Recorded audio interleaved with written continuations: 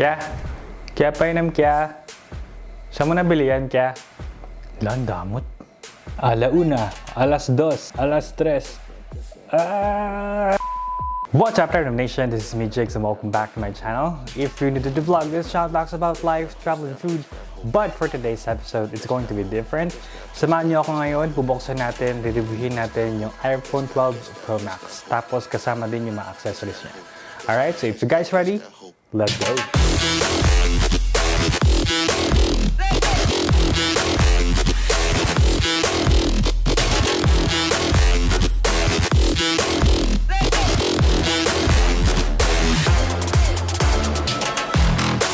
And if you haven't subscribed to the channel yet, please make sure to do so. I have 3 ongoing giveaways right now. Please check the description box below for the mechanics and for the giveaways. Good luck!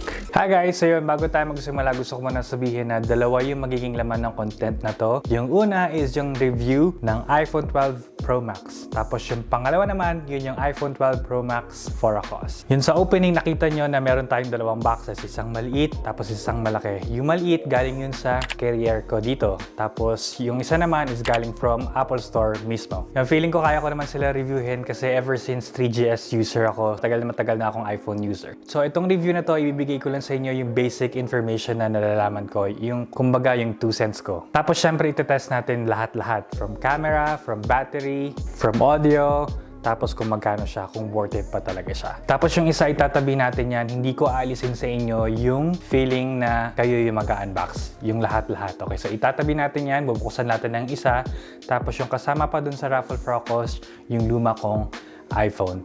Ayan siya. So makinis yan, iningatan ko talaga yan. Ngayon yung bubuksan natin yung para sa akin, yung Pacific Blue Colorway. Ayan siya guys. Yung kulay puti dito, ito yung information ko na galing sa carrier ko. So dito siya binubuksan, meron siyang clip dito or nakahang na.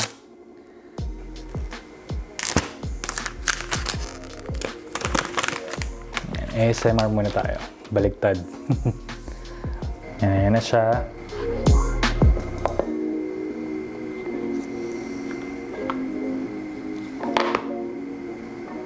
Buksan lang natin to.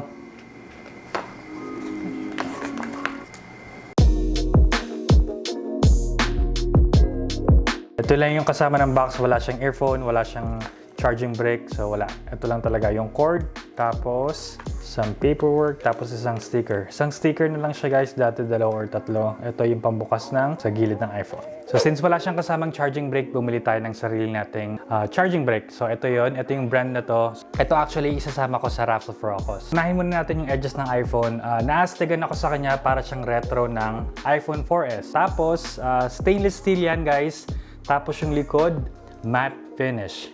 Hindi mo maiiwasan na magka-fingerprints kasi nga stainless steel siya.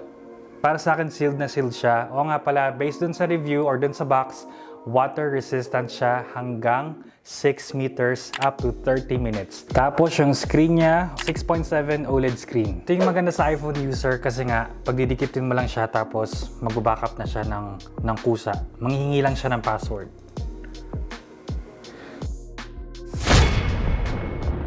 Tatlo yung camera niya, tapos each camera meron siyang kanya-kanyang aspects. Isang normal lens, telephoto lens, tapos wide lens. So yung kapal ng camera niya, kasize niya yung quarter or piso. Ayan siya. Tapos ngayon naman, ipag-compare natin yung dalawang camera nila. Hindi na ako nag-upgrade last year kasi nga parang nanghihinayang din ako. Technically speaking, parang nag-add ka lang ng isang camera dun sa iPhone 11. So kung gusto mo ng extra camera, bili ka na lang nung fisheye na camera. Mabibili rin siya sa Apple Store. Ngayon nasa labas na tayo, tatestingin na natin siya kung maganda ba talaga yung camera ng iPhone 12 Pro Max versus dun sa iPhone 10 Pro Max. Let's go!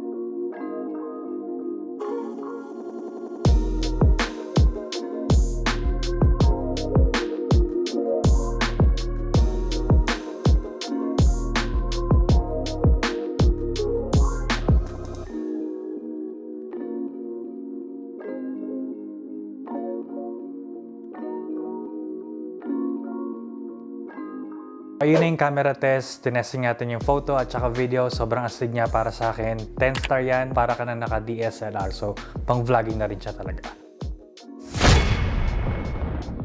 So, ngayon naman, tatest natin yung speaker ng iPhone.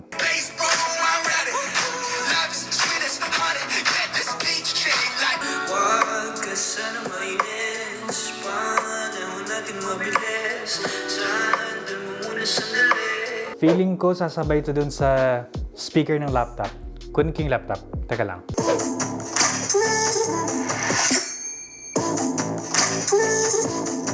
So, sobrang ganda yung speaker niya. Buo-buo yung bass. So, ang grade ko dun, 10 star. Ngayon naman, testing natin yung audio ng iPhone 12 Pro Max for vlogging. Yung audio niya na walang nakakabit na kahit ano.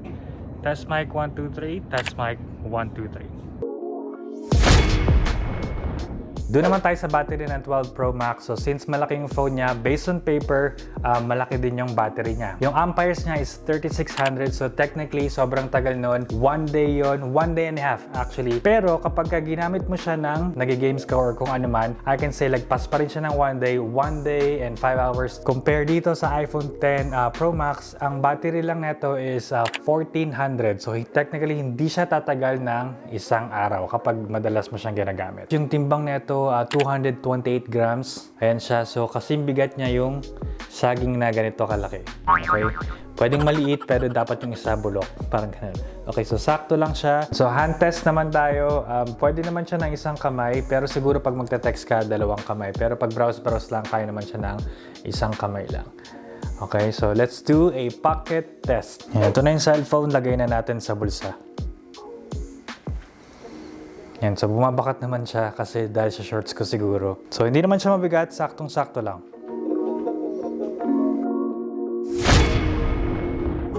Ngayon naman, i-testing naman natin yung mga accessories niya. Wala akong masyadong biniling accessories, yung MagSafe lang at saka yung charging brick. Ito na yung MagSafe, tapos ito yung charging brick na galing sa Apple Store. So, didikit lang siyang ganyan. Narinig niyo yung click? Yan, tingnan natin kung kakapit siya.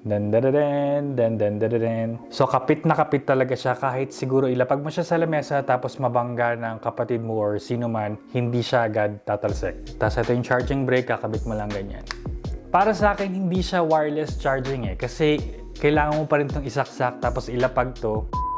And then guys, para naman dun sa iba pang accessories, meron siyang clear na case tapos MagSafe ready na rin siya. Bibili natin yon kung sino man yung mananalo. Tapos ang isa pang bibili natin yung nilalagay sa likod. So pipili kayo dun kung anong kulay, kung saan pwede mo ilagay yung mga cards mo, extra cash, parang ganun. Okay, so hindi na ako bumili nun kasi hindi talaga ako mahilig dun. Pero kung sino man mananalo, kung gusto nyo, yes, bibili natin siya para sa inyo. Para naman dun sa mga kulay na lumabas, meron siyang 4 na colorway. Meron siyang silver, graphite, gold, and then Pacific blue.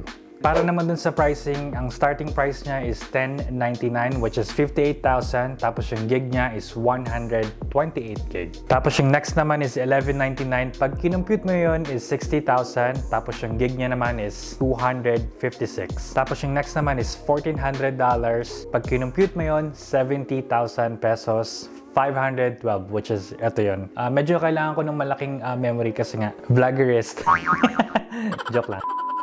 So there you have it guys, unboxing, first look of the iPhone 12 Pro Max in a Pacific blue colorway. Alright, for me it's a yes. Hindi, joke. One word, outstanding.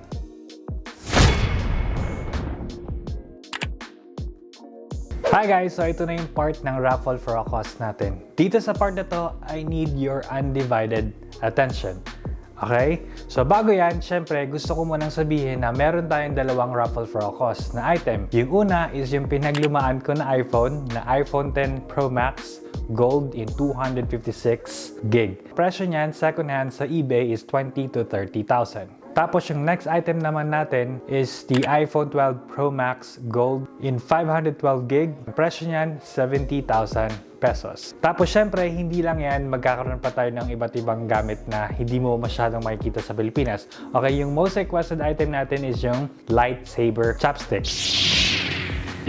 Tapos, syempre, maglalagay rin tayo ng mga chocolates dyan. Tapos, yung ibang accessories ng mga iPhones. Syempre, yung tissue ni Beyonce. Ayan siya. Okay, so, ewan ko, tissue daw ni Beyonce yan. Yun, naisip ko siya lagyan ng ibang items para at least ma-feel nyo yung, alam mo yung kahit small package lang. Tapos, pumunta ako nun sa LBC, chinek ko kung ano yung pinakamaliit na package na pwede kong ipadala. Ayan yung napili natin, yung pinakamaliit. Gusto ko man i-share sa inyo, guys, kung paano ako nagkaroon ng idea na ganito, yung raffle for a cause. Kasi, dun sa last Q&A na ginawa natin, yung drunk Q&A, meron doon giveaway number 3, which is 5,000 pesos. So I can say mga 50% ng mga sumali doon, gustong-gusto nila yung giveaway number 3. Ang dahilan nila is gusto nilang i-donate yung 5,000 pesos na yun para doon sa mga nasalanta ng bagyo. Despite na meron na tayong na-donate na almost 60,000 plus. Saan ko kinuha yung pera na yun?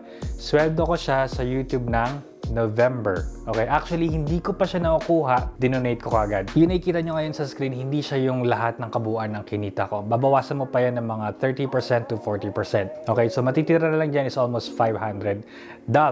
So, ang ginawa ko, nagsweldo rin ako sa streaming page ko, yung Facebook gaming page ko, yan. So, ayun yung sweldo ko sa kanya, $600. So, kinumbine ko siya, kaya tayo nakapag-donate nung ganong halaga. Sabi nga ni Kuya Lloyd, malaki man o maliit na halaga, at least nakakatulong ka, bongga na yan. And then wala akong sweldo ng August at saka September kasi nga wala tayong upload noon dahil dun sa mga nangyari. And then yung October na sweldo ko, which is yung ginawa kong tribute para kay Kuya Lloyd, yung sweldo ko doon, dinonate ko na kay Mother Queen. At syempre, pabago-bago yung ilaw ko kasi nagbubukas na mag-isa yung bintana. Tapos yung sweldo ko ng March hanggang July, saktuhan lang talaga siya. Ang ginagawa ko sa kanya, iniipon ko para may pambili tayo ng giveaways. At saka pang donate. Kung tatanungin naman kung meron na akong sweldo, ang sagot ay wala pa. Yung mismong para sa akin, wala pa. Pero okay lang yun. At least masaya ako. Nagagawa ko yung video na para sa inyo. At least merong nanonood para sa atin. Masaya ba't parang malungkot? Kakaiyak yun ah. Huwag kayo iiyak. May mali pala guys, yung sweldo ko dun sa Facebook streaming page, nagbawas na ako dun ng almost 5,000 pesos kasi binigay ko siya sa mga kaibigan ko, yung mga lagi kong kalaro. So nagpa-pizza ako sa kanila kasi tinutulungan nila ako mag-stream. So ngayon naman, paano sumali? Kailangan ko ng 300 participants, okay? Paano ko nabuo yung 300 participants? Kasi dalawa yung item natin. Each item, 150 participants, okay? Pero sama-sama lahat yun. Saan ko siya kinuha yung idea? Sa Facebook lang din. Kinopya ko lang siya doon, kaya ako nag-come up ng 300 participants. So yung entry fee mo is 300 pesos. Sa iba guys, 500 pesos yan. So 1 subscriber, 1 entry only. Bakit? Para lahat pantay-pantay. Tapos yung computation niya guys, so 300 times 300, 90,000 pesos. So na-cover niya yung dalawang phone. Ibig sabihin, na-combo ko rin siya. Meron ako para sa subscribers ko. Tapos meron pa tayong donate para sa mga nasalanta ng bagyo. Tapos kung tatanungin naman, Kuya, hindi ka ba lugi doon masyado? Ang sagot ko ay, okay lang. Walang kaso yun. Okay? Kasi yun nga, kailangan mo pa magbayad ng shipping doon sa mga items. Tapos iba pa yung bayad ng insurance ng phones. Actually, yung insurance ng phones, $30 yan to $80. Depende sa klase ng phones. Tapos yung iba't iba pang items. Pero okay na okay lang yun. Walang kaso yun. Tapos kung ang tanong nyo naman kung paano ko malalaman na gusto nyong sumali, madaling-madali lang. Sa comment section, kailangan mo lang mag-comment ng ay, mali pala. Gusto ko muna marinig or mabasa yung comment nyo tungkol dun sa review natin ng iPhone 12 Pro Max. So, gamit ka lang ng scale, madaling-madali lang from 1 to 10. So, sa comment section, ilalagay mo lang yung word na approve dash sasali ako. Tapos, kung gusto mo rin maglagay ng dahilan, okay na okay lang din. Pwede mo ilagay na gusto kong mag-donate kahit papano at baka sakaling manalo na rin. Ang goal natin is maka 300. Okay, kapag lumagpas ang 300, that's good. Pagbibigyan natin hanggang 350. Pero kapag bumaba ng 250, hindi tayo mag-go. Gets? And pasensya na rin, ito lang muna yung kaya kong gawin kasi maliit lang yung channel natin at wala tayo sa Pilipinas. Sorry dito lang ako ha. Sorry na ha. Pasensya Dito ka lang na ako. Pasensya ka na. And then gusto ko lang sabihin guys na kung sino man yung mananalo, unfortunately, hindi na siya pwedeng i-convert sa cash. Okay? Unlike ng mga other giveaways natin, like 3 giveaways na yon na-convert sila sa cash. Okay? Kasi dahil sa mga nangyayari. So, shoutout sa iyo, Ma'am Shimimay. So, kasi hindi na talaga pwede kasi hawak ko na yung items at kasi mawawala din yung sense ng raffle for a cause. So given na meron na tayong 300 participants, saan pwede magbayad ng fee? Okay, so guys, gusto ko lang sabihin na huwag niyo isipin na magbayad kayo ng fee. Ang isipin niyo is magdo-donate tayo kasi yun naman talaga yung goal natin. Unfortunately, bawal sa GCash kasi kapag sobrang dami na, may tendency na maghang siya. Okay, yun yung sabi ng pamangkin ko. Yun, okay, so gagamitin natin yung isang bank account lang para matrack ko din siya ng mabilis, okay, at madali. Tapos halimbawa nakapagbayad ka na, syempre meron niyang resibo. Yan example ko guys, wag yung gagawin niya na yung kulay red, wag yung tatakpan yung information nyo.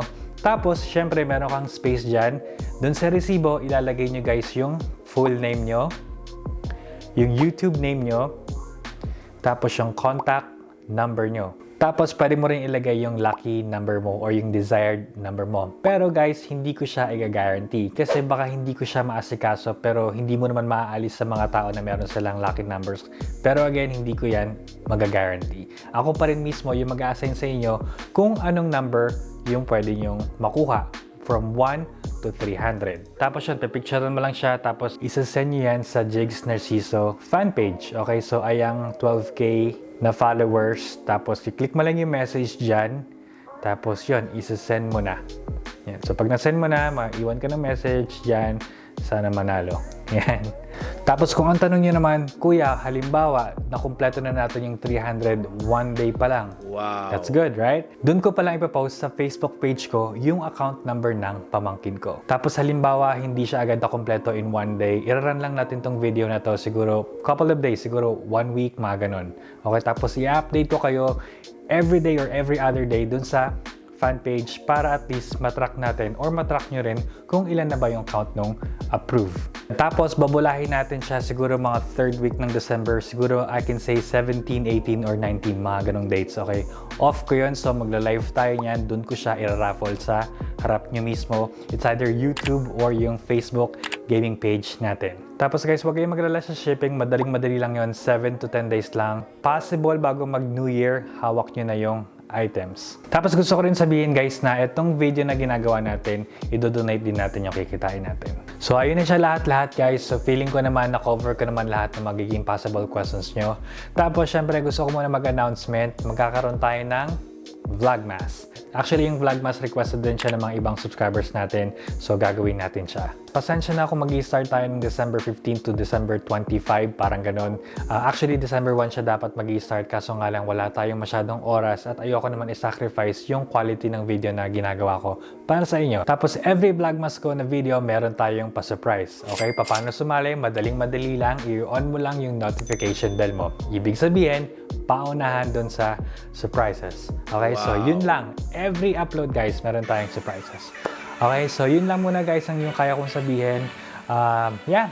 So, maraming salamat sa panonood. Huwag mong kalimutan mag-subscribe. If you like this video, please give it a thumbs up. Comment down below. I'll see you in the next one. I'm out of here.